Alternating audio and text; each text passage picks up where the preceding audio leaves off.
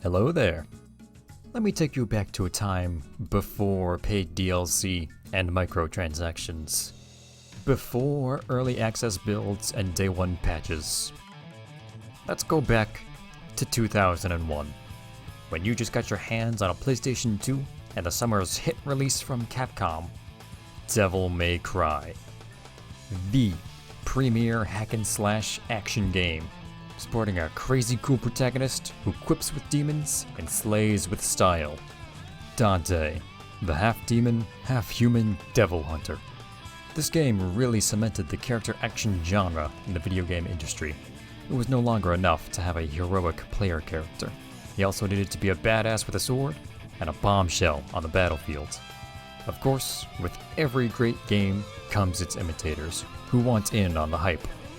And today, we're looking at one such release that stands out from the rest. Nano Breaker. Nano Breaker.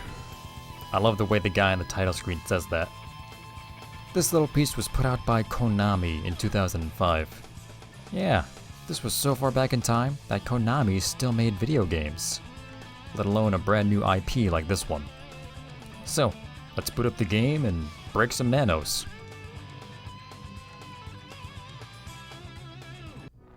So the US government opens up Nanotechnology Island to develop, you guessed it, nanomachines to aid in human medical science.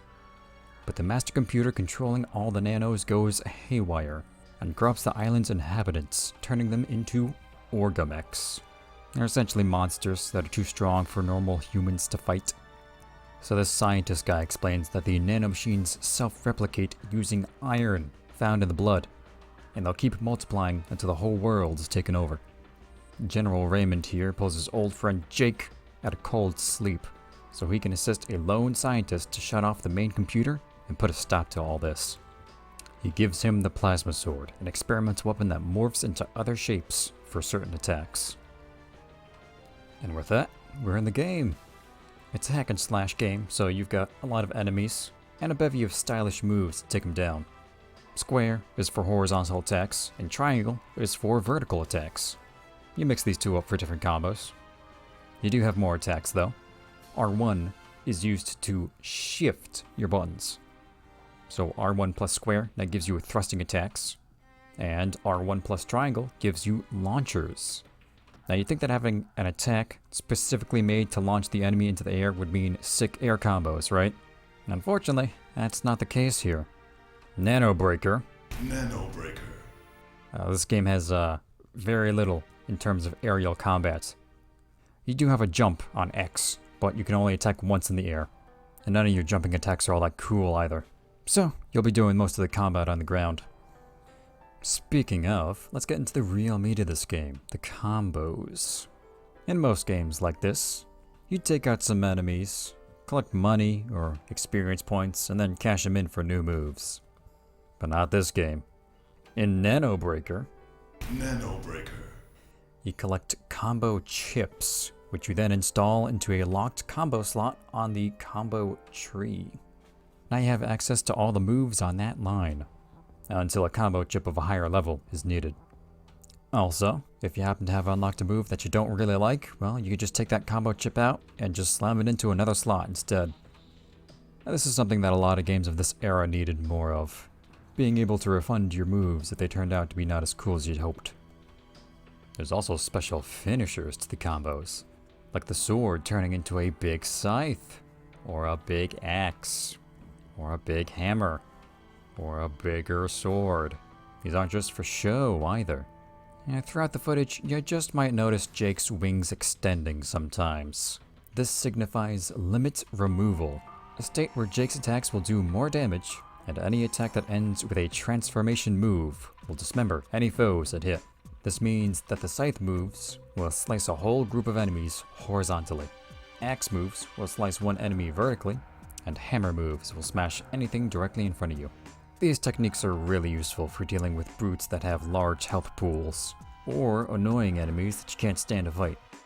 There's just one little issue with limit removal. You can't activate it manually. Alright, here's how it works. Jake's sword normally has a blue trail behind its swings, But as you keep defeating Orgamechs and spilling their blood, the sword trail will turn red. This means limit removal is fairly close to activating, and that's basically all the heads up you get. Limit removal also only lasts a short time, long enough to get 2, maybe 3 finishers off, and there's no way to extend it either. The one saving grace is that it happens often.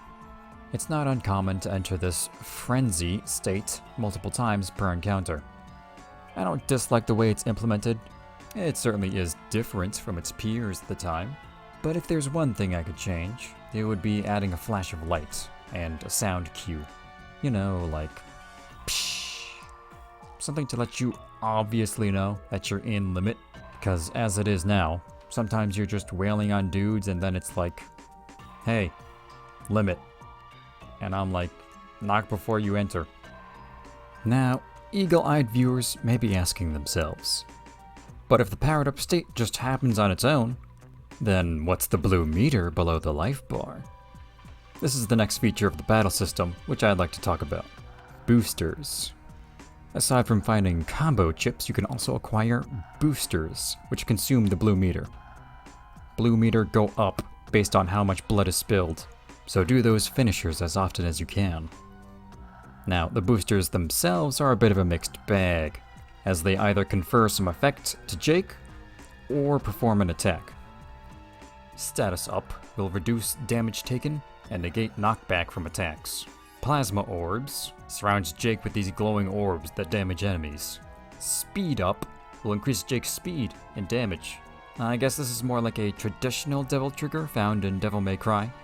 Fachard Rampage is its own special attack combo. Plasma Storm is a big explosion of energy. Auto Reflect lets you reflect green lasers fired from enemies by holding down the block button. Although you can also do this manually by timing your block just before the attack lands. And finally, Capture Critical, which lets you perform capture counter with considerable ease. This is the one other special attack at your disposal. Pressing circle performs capture, which pulls in an enemy right in front of Jake. If you time an attack button just before the target reaches you, Jake will slash them in 2 right away for free. It's nice, but not necessary, as the window of opportunity is quite small. The Capture Critical booster widens this window by a lot, and is useful for clearing out a handful of enemies. Now, I said before how using finishers to spill lots of blood is how you gain blue meter back, but there is one other mechanic attached to the blood. You might notice that the game keeps the total amount of blood spilled updated in the bottom right corner.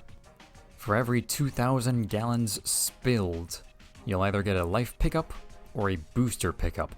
Every 10,000 gallons spilled, your life bar or booster bar will increase by a small amount. It gives you life first, then booster, then repeats. In this way, you can grind for better stats, or also reliably grind for health. It's slow to do, but at least it's expectable. Enemies can drop life pickups randomly on their own, but it doesn't happen often. Also, this game is stingy with the life.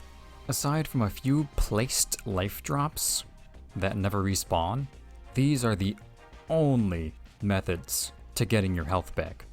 You don't get full life at a save point or a mission end. Also, there are no mission ends or anything like that. You just go to area, cutscene, then resume play. One last note, you can change the color of the blood in the menu. It's entirely superfluous, but neato nonetheless. The blood can be blue, or purple, or brownish orange, or black, or white. Okay.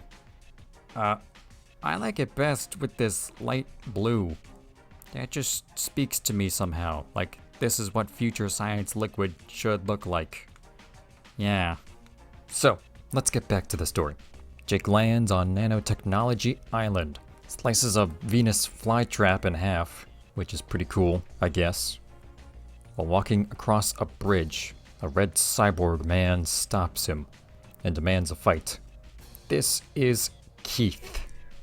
Yeah, Jake and Keith, everybody. So Keith has a murder boner for Jake, but Jake don't really care at all. But they fight anyway, and you beat him. And Keith is like, "It's not over." And his plasma sword grows freaking huge, and it cuts the bridge in half. Jake kinda no-sells it, and I think that's actually genuinely badass. So Jake falls down, and he makes his way through some platforming.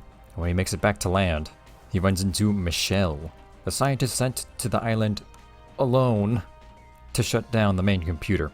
She recognizes Jake's right hand and calls him the genocide hero.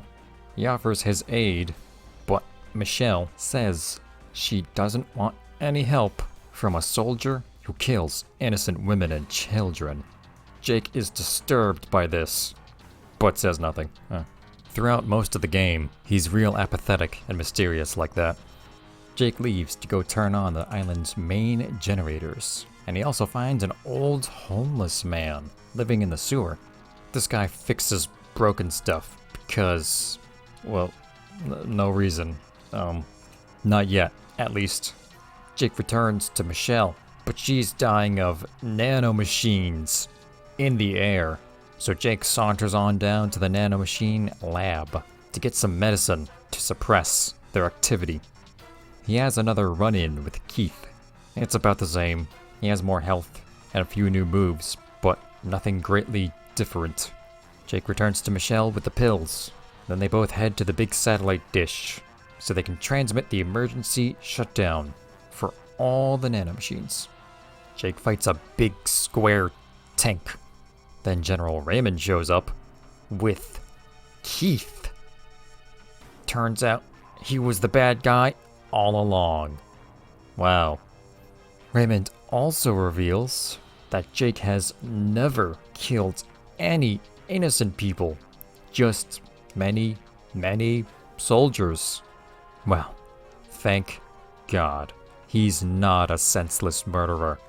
He's actually a very sensible murderer. Now the child killing, well, that was all Keith's doing. And Jake took the blame. Who could have seen this twist coming? Everybody? Yeah, everybody. Look at him. He smells his own farts. So Jake doesn't defend himself at all, and gets cut in half and falls into a very convenient sewer grate. Wakes up sometime later on that old guy's operating table, and he's all fixed up now. Turns out the sewer man created the main computer and went into hiding, so no one could control the nanomachines. But then the computer malfunctioned, and all this nanomachine stuff happened, and now Raymond is here, and he has his daughter. Whoa. I gotta take a second to process all this. This just became like a Final Fantasy game. Now it's up to Jake to take one last stand against Keith, Raymond, and the main computer to save humanity.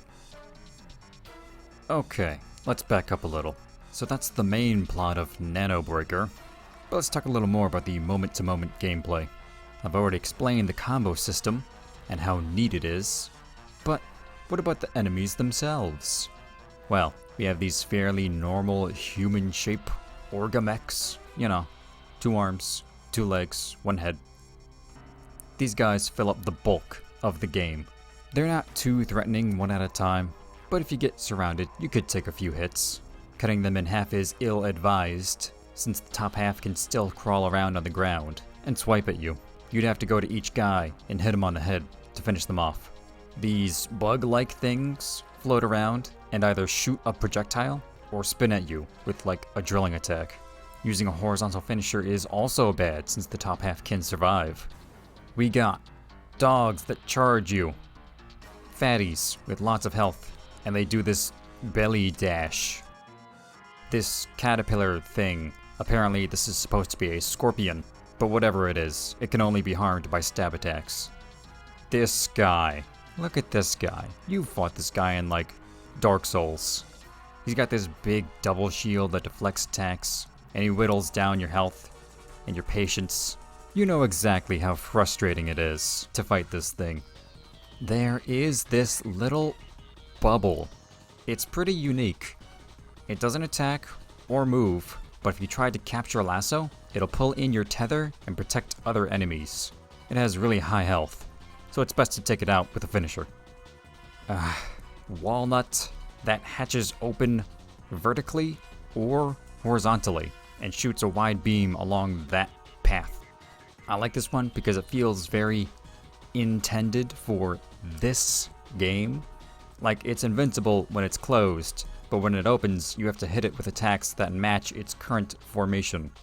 Very smart. Unless it just opens everything, then you can just hit it with whatever. This gorilla type guy is a boss of an area, but he becomes a regular enemy later on. He's pretty tough. His projectiles are rather oppressive, but if you can get in and stay behind him, he's not too hard to beat. Then we have the bosses. Now, I'm not going to go over every boss, but I will talk about the ones that have something interesting going on. These spinning shells are an early boss. These Beyblade looking guys. You have to dodge their movements until they stop and open up their hatches. Use the capture lasso to pull one out, wail on it, and repeat until all 4 worms are dead. Beating this boss gets you the double jump, which is needed to progress. This boss is just a small ball that plays whack-a-mole between these mouth pipe things. If you pull the wrong one out, it'll add to these green electricity balls in the center and make it harder to avoid. At first they just play skip rope, then with 3 they play jump rope, then with 4 they play, I don't know, bounce ball. Also sometimes Ball Man comes out and he hits you with the red angry electric balls. So just pull the correct one out and slice it till it dies. How do you know which one is the right one? I don't really know, but I beat it, so we move on. I briefly mentioned before the big square tank, and yeah, it is exactly that. A big square tank. What's interesting about this one is that its health is split apart by each individual piece. So you have these turrets that take aim and shoot, missile launchers that fire high into the sky and then drop back down. It has a flashbang. Yeah, it's a flashbang. It's just kind of annoying. When it gets heavily damaged, these cannons will break off and take flight? Okay. Whatever. When it's almost dead, the outer shell breaks off, exposing the core, and the boss will unleash its ultimate technique. Yellow Kamehameha Wave. All jokes aside, this one feels like a set-piece boss before set-piece bosses existed. It doesn't play too well, and I think the developers knew something was off, because this is the only boss fight with health pickups in the corners of the arena. Without those, it'd be a bigger trouble than it really is. And you know what? That sentiment sort of permeates this whole game. It's time to get into why there's no Nano Breaker 2. Nano Breaker. 2. I've talked about the combos, I've talked about the enemies and bosses, and I genuinely like some of these bosses. They're cool, and they use the game's mechanics well. But the overall game feel is just slightly off in a number of places. For starters, you can roll cancel out of some moves, but not all. It seems kinda random. Like, this big hammer swing? Sure, go ahead, roll cancel, why not? But this fairly similar axe chop? No sir, no, stop. Don't even try. It's a real shame too, since the axe is one of the fastest and easiest finishers to get into. But if you miss, you just gotta wait out the animation. Speaking of missing, there's no button to lock on to a single target. But you do have soft lock on. If an enemy is within a certain range in front of Jake, he'll face them head on when you press an attack button. This exists in plenty of action games. It's fairly common, but Nano Breaker... Nano Breaker. Nah, yeah. This game features a pretty narrow angle to lock on. It seems more often than not, you take a swing and miss a guy that's right next to Jake, because you just barely weren't looking at him. This is exasperated by the one-on-one fights with small enemies, like Keith. who you fight 3 times. Next up, when you're in the middle of a combo, you can't really steer yourself all that well. All the combos longer than 2 hits move Jake forward, and the longer the combo, the farther he goes. You can even see this on the combo tree. Look at the great strides he takes. Now you specifically can't change direction while you're doing an attack, but during some breaks in the animation between moves, you can change the direction Jake is facing. This is combo specific, it doesn't apply to all the moves. You just have to go down the list and figure out which ones work and which ones don't. Combine this aspect with the narrow lock-on range and you have yourself a combat system that just feels pretty stingy. Now, you might say this is a player skill issue, and it totally is. I should be hit confirming that the first attack landed before going into my big combo. But also, other action games with looser combat feel better, and that's a hard argument to go against. It might seem cruel to compare a game to its competitors of its time, except this game was competing with those very games. Hey, you want to know something wild? Nano Breaker released in January of 2005. Devil May Cry 3 released just 1 month later in February. Sheesh. Well, at least the platforming saves it, right? No. No, not really. No. So there's this part where you have to climb these moving blocks, and it seems pretty easy at first glance. But you can't move the camera of your own volition. It's always pointed at the center of the room, and this can mess up your depth perception. It's just not straightforward enough to tell where you have to aim your jump in 3D space. Also, you can get hurt by the yellow electric beam. You know, since this wasn't difficult enough. You have to do this 3 times, mind you, and it gets harder each time. Except I accidentally did the hardest one first without knowing, so for me it only got easier. Nah. Then there's this gauntlet of obstacles that starts with a lava floor and some falling blocks. Touching the lava floor drains your health crazy fast, so just jump from block to block, right? Well, except that halfway through, there's a gate that Jake will automatically grab and hoist himself straight over without any wiggle room to turn left or right. So unless you know he'll do that, you'll probably just fall and take damage. Right after that is this big rolling pin on a conveyor belt. If you touch the roller, you take big damage. So what you do here is knock over these enemies that spawn, so they hit the roller, and eventually it blows up. That's not so bad. But the very next room has a mini-boss inside. And look at that, I have exactly a sliver of health left.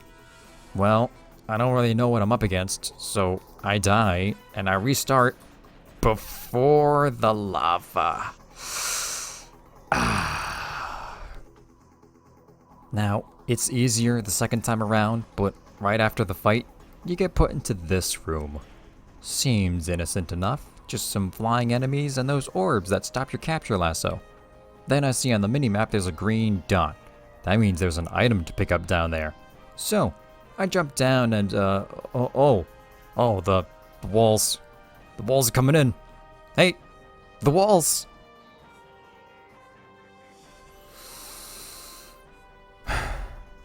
Well, at least it starts you right here, and not before the lava. Yeah, let's just count our blessings, I guess. Alright, there's one more I gotta talk about. And it's the bit right after getting the double jump. There's this vertical shaft that you have to climb. But the gate at the top is closed, so you have to thwack this switch to open it and hurry your butt up there before it shuts again. Speed is the key here. But wait, there's more. You see these booster pickups lead you onto this platform, where the camera decides you really need to look at that pipe across the way, with an item tucked inside. Now, you just got your double jump. That means extra air control, right? So, you'd use it to leap over there and grab that prize. Except, you can't. That area, it's too far to reach. You can't get there right now. No, cause you see, when Jake gets cut in half and then repaired by Sewer Man, He also gives Jake the glider ability. This lets him shoot forwards at a diagonal angle with his wings and cover huge distances. Why does Jake already have wings if he can't use them to fly or glide? Well, it's because he's a penguin. Obviously. But anyways, yeah. This ability you get at the end of the game is what lets you cover that gap and get the item and progress to the endgame areas. Now, for me, this begs the question, why would you show me an item I can't get right now immediately after giving me an ability that feels like it should help me get it? Listen, I have a soft spot for this game. I like it quite a bit. But this is unforgivable. Like a huge oversight between player expectations and what the designer intended. Now, I'm not a game designer, but I've played a lot of games, and I know when there's BS. This is some BS right here. Well, since I brought it up already, yeah, this door here leads to the final area of the game. So, let's wrap this up. Full spoiler warning in effect for this 2005 one-hit wonder. If you care, skip ahead in the video. If you don't, go get a sandwich and let's dig in. Behind the door is a vacant, destroyed city. Keith shows up for one last showdown with Jake. Keith removes his limiters, and his neck gets swole. This fight is largely the same as his previous battles, except now Keith has this huge overhead smash attack with an enormous plasma blade. Remember? From the first time you fight him? That's kinda cool. Except that it lags the game like crazy. The slowdown makes it way harder to dodge, by the way, since his animation speed is still pretty fast, but yours isn't. So by the time you see him swing, you have to already be dodging. Also, it does a lot of damage. Even if you put the defense booster on, it takes a huge chunk of your life. I died a lot on this fight, but eventually I made it work and beat him. The cutscene after that is also pretty boring. Like, he just dies and Jake leaves and that's it. There's no one-liner, there's no final goodbyes. I haven't really talked about Jake's character much because there isn't a whole lot to him. He's a quiet, stoic swordsman to the T. So after Keith is this long stretch of mostly flat rooftops with enemies. You can run past all of them, except the ones at the very end. It's just like 2 or 3 waves of guys, and then you get another boss fight. It's a spinning turntable with lasers. Phase 1 is simple, but it takes a while for the thing to stop moving so you can attack it. Phase 2 has you jumping onto this disc to attack its core. It'll knock you off with this power wave, then try to smash you with its crab arms. Then a vertical energy wave sweeps the field. You have to stand behind the arms or you get hit. You can see here I died because I thought the arms would smash me if I got too close to them. So I decided to keep my distance. I respawn right after the fight with Keith. So I gotta run all the way back to the boss. This happened a few times, and each time I tried again, I had to make sure to pick up this combo chip hidden off to the side, since the game doesn't save the collectibles like that. It's just a little tedious, really. Defeating the boss grants access to the final climb of the game, the Nano Tower. Nano Tower. It starts off with platforming. Almost 2D platforming. Okay. So you teleport inside, fight some enemies, then teleport back outside to jump some more. Rinse and repeat till you get to this place. Oh cool, a hologram bridge. Oh, a hologram bridge that is only solid when it is lit up. Yeah, I like this. It's challenging, but not overbearing. At the end of this path is a small arena with some guys, and a teleporter which leads to more light bridges. I mean, if you're gonna build the assets, you may as well use them. The second one isn't too bad, but the third and final one, I fell on this like at least a dozen times. It's this one jump right here, this jump onto curve jump. I panicked the first time because they put a life drop sort of diagonal on the path, and it wasn't until a few tries that I realized that drop is supposed to guide you as you jump along. Now, the penultimate challenge. Color Cube Room. You swipe at this block vertically or horizontally to rotate it and the entire room. Line up a door with the color on it, go inside, fight some dudes, hit the color block till it glows, then go back and rotate the room again. Just do this 5 times till all the lights are lit up, then go into the white door. It's an ingenious little room. It uses your character's attacks as a basis for its design, and it's pretty easy to get a grasp of. But now, it's time for the final boss. Now, this is very important for any game. Worst case scenario, a great game is capped off with a wet fart that soils the whole experience. Well... Jake shows up to the main computer that controls all the nanomachines. It's an upside-down skull that cries green snake lasers. It has 2 eye-like things that float off of it and target you with electric shocks. We also got skeleton face worm guys dangling from the ceiling that barf green. You know, last Christmas I got a Chromebook. It looks just like this thing. So if you just run up to it and start hammering away, you'll notice it don't take too much damage. Also, it has a get off me move, so that's out. What you need to do first is smack each of the 5 worm guys so they go away for a while. Then, the main head's defense is lowered considerably, and it will no longer do that head bob attack. But while you're hitting it, the eyes can still shock you, so you should pull them in and break them. Except they fly away before you have a chance to swing. Unless you capture counter. The timing is the same as always. But now, you're under a hidden time crunch. You see, those worm guys don't go away forever. They each have their own timer that dictates when they come back.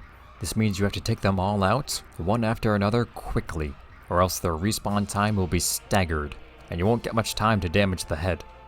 Also, eyes. Getting interrupted mid-combo feels bad. So, take out the worms, then the eyes, then the head.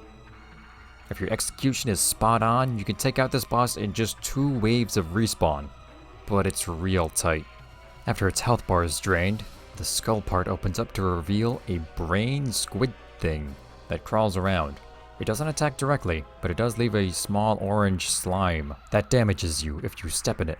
Also, as you hack pieces off the thing, the brain will spawn large blood pools, which in turn spawn normal enemies endlessly. Also, you can't lock onto this boss at all, which means the most damaging moves you have, the thrust combos, they aren't worth jack here. This isn't a fight so much as it is a desperate struggle to either overwhelm or be overwhelmed yourself. So the instant the brain's health hits 0, boom, cutscene. General Raymond has returned with Michelle at gunpoint. He reveals that he was behind everything. The creation of Nanotechnology Island, the main computer going out of control, and bringing Keith to deal with Jake. It's a masterful plan. Except that he also brought Jake out of cold sleep himself and delivered him to the island? Remember that? Whatever. So Raymond absorbs the nano core and becomes all-powerful, claiming that nanotechnology is destined to outclass cyborg militants like Jake. Even though Jake has beaten every Orgamech that has ever crossed his path? Let's just move on to the fight. So Raymond likes to float around and kick, and sometimes he, I didn't get my health back. I didn't get my health back. I'm still low health. I didn't get my health back.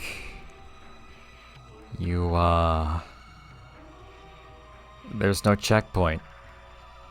you gotta do it in one. Okay. You know what's so the best about this? If I turn off the console right now, I'll go back to the hologram bridges. It's not terribly far back, but it's farther than I want. That means you have to do the bridges, the fights in between them, the color cube room, and phase 1 and 2 of the main computer. So, let's get comfy.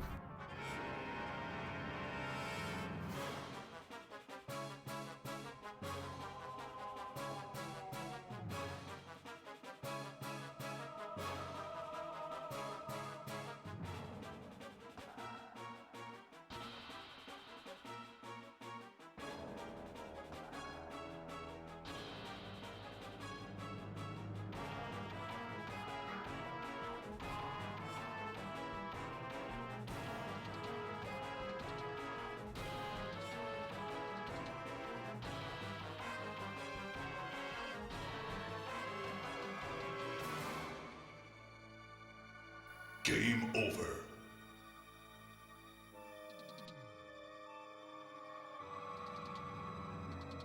For the record, there's no hyperbole here. Unless you're perfect, unless you're fast, you don't stand a chance. It's certainly challenging my patience. Come on, he's so close. Yes, there. It's done. Raymond burns up, and Jake hoists Michelle out of the exploding tower. Old guy, whose name I don't think was ever mentioned, comes to save the two in his convertible, and they drive off into the sunset.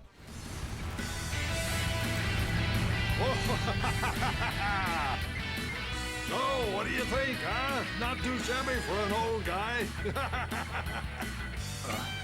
I forgot to mention one thing.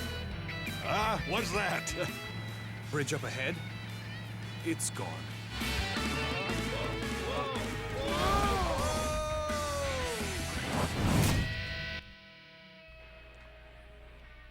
Godspeed, and don't ever come back. Well, for your incredible efforts, you at least unlock another character to play as. It's Keith, of course, and he's largely the same as Jake. There's no difference in cutscenes or anything. He does start with all his combos unlocked, but he has fewer moves for some reason. He does have his own unique boosters. They're his boss moves. One is a Gatling gun that auto-targets. It's alright, it's pretty nice to have a ranged attack. And the other is his back missiles, which spread everywhere and can clear out huge groups of enemies. Honestly kind of underwhelming, but it's nice to unlock at least... What the frick? Look at that! Holy crap, Keith is a powerhouse! He does like twice the damage as Jake. Aw, yeah, now this is what I'm talking about. I had to go through so much to see the credits of this game. Now I get to take out some frustration on it. Yeah, smash him, slice him. You know, Keith's extra damage really makes this game's issues more tolerable. Not better, but just easier to dismiss. Even the final boss gauntlet can be managed well under these circumstances. Well, there. Beaten again. And now another character could be selected? Who? It's Jaguar. Who is Jaguar? Okay, let me check here. So, apparently this guy's from Neo Contra, another game from Konami that released a year earlier. He's a samurai who, in that game, is the only character who can wield the katana, the strongest weapon in the game. He's also a cyborg. Oh, okay. This is starting to make sense. You know, it's pretty cool when games do things like this, bringing over characters from another series if they fit the bill. So Jaguar is more similar to Jake. He uses the same boosters and... Oh gosh. Whoa, look at that damage. Oh my god, he's melting through them like a hot butter through a knife. And he's so fast. He's got like the double speed booster on all the time. Man, if Keith hits like a truck, the Jaguar hits like a train. Dude, this is awesome. Oh, look at his health. His health is small. It's real small. Okay, I see. That's the balancing act in play. He's like Akuma or something. He's got high damage but low durability. Now this is getting interesting. You can basically break the game and beeline through everything in like 2 hours, but only if you're good. In fact...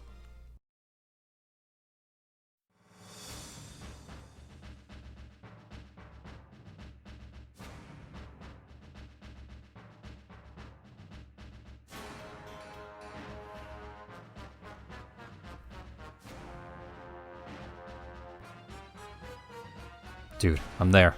I'm so there. Also, this part is way easier now.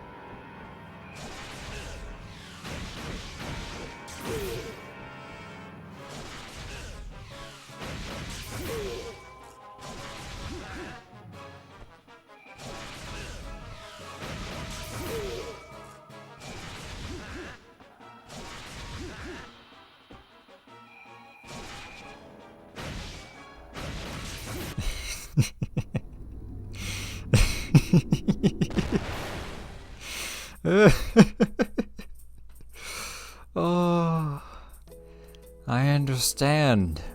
I have overcome all obstacles and achieved nirvana. The suffering was the point all along. You know, I think I can safely say, Nano Breaker. Nano Breaker. It's a pretty good game with some flaws that require angelic levels of patience if you're gonna appreciate the game fully. Oh, and there is something else you unlock for beating the game. Splatter mode. It's like a score-based time attack thing. We can try it one stage. Alright, stage 1, the Milky Way. So, hey, what gives? That guy hit me before the man said go. That's not fair. Well, whatever. Here we are. In space. The Milky Way, right? Slashing dudes that spill rainbow blood. Painting the cosmos all kinds of colors. The enemy constellations back there are pretty cute. I like it. And that's basically it. Just spill as much blood as you can with the enemies they throw at you. Not much more than that. At least we could see the high scores. Well, there's Nano Breaker. And Nano Breeder? What? Nano Breeder. Nano Broker. Nano Broker. Nano Broiler? Nano Broiler. Nano Brother. Nano Brother. Nano Bakery? Nano Bakery.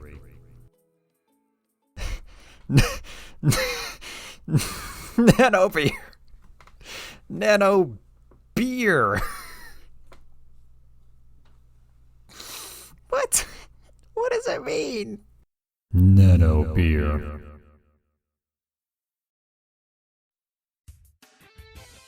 Hi.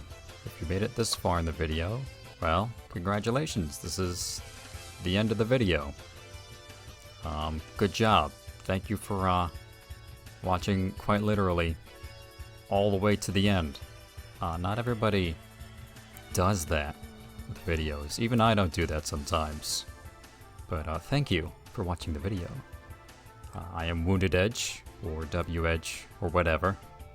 It is what it is. This is the first video on this channel. This essay type video channel. You probably know what that is. There's a lot of these. Speaking of essay type videos, this video I already want to redo it. Like, as I was editing all the footage together, I was like, wow, I could have phrased that better. I could have done, you know, shown something else off. But it's a little too late for that now. Because if I started over, then, I don't know, I would just never finish. I would just keep finding new things that I want to change and keep starting over. That's actually kind of a problem I have with anything creative type doing, you know. So I figured, you know what, I'm just gonna finish the video and just make it and just be done with it and move on to the next thing, which there will be next things. There will be more videos.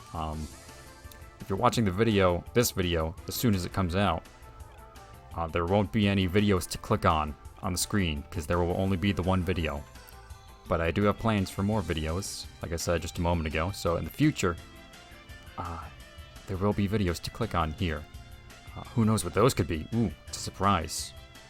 Gotta make sure to subscribe to the YouTube channel so you can find out what the next video will be. Also, if you like this video, you can press that like button. I would like that if you did that. But if you didn't like the video, well, I guess don't press the like button. You can hit the unlike button, the down button, but I don't think YouTube sends me notifications on those. So, yeah.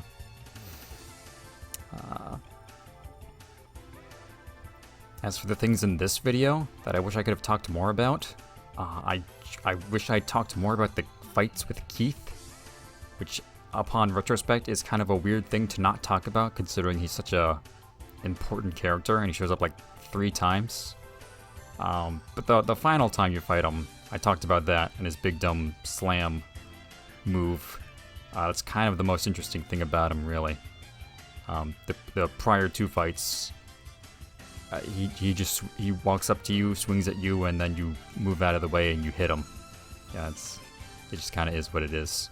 I guess that's why I didn't talk about it too much, because there wasn't much to talk about anyways. The other thing I wanted to talk about real quick, I won't prattle your ear off, because this is just a little end slate, but real quickly, the music in this game, it's not bad music, but it just does feel kind of unfitting. Like, it just doesn't, I don't know, it feels like it should be more like a, I don't know, like a medieval fantasy type game. If you had told me that, you know, Nano Breaker, it's like a game, a science, sci-fi, future action game, I'd be like, oh, probably has like techno or something in it, right? Or maybe rock and roll, because it's an action game. But no, it's got like, it's got this music, it's got fancy orchestra music, which is fine, but it just feels a little, it doesn't gel. One very last thing I want to talk about. Oh wait, no, 2 things actually. When you beat the game, you do unlock hard mode, and hard mode has enemies that do more damage, and they have more health, and enemies also have new moves. I tried briefly playing that with Jake, and it was awful. It's terrible, because Jake already does so little damage. Luckily, you can play hard mode with the other 2 characters, with Keith and Jaguar. I might try that sometime. I'm already planning out like a update video to this, like a remastered, redone Nano Breaker video, but I'm not gonna do that right away, because I don't know, maybe like I don't know when it'll happen, but it'll happen probably, because I am unhappy with the current state of the video as it is. Not unhappy, just underwhelmed, I guess. The final thing to talk about, Nano Breaker, is that did you know that Konami also owns the Yu-Gi-Oh license? And there's a Yu-Gi-Oh card called Nano Breaker, and it's like this pretty lady, and it's not Jake at all, but yeah, she kind of looks like dressed like Jake almost. She's got a sword. It's not the nano sword, it's not the plasma sword he has, but it is a big sword. Apparently the sword is the Nano Breaker in question. This card is actually kind of cute. It's got a special effect where if it fights a monster that's level 3 or lower, it just destroys it right away without comparing stats, right? I think that's a cute little reference to the game. It's gotta be, right? It's gotta be. Okay, I have prattled on long enough as it is. Probably have to cut this down even a little bit. If you like the video, like the video. If you like to see more video, subscribe to the video. If you don't like the video, well, good day. Goodbye. Yeah. See ya.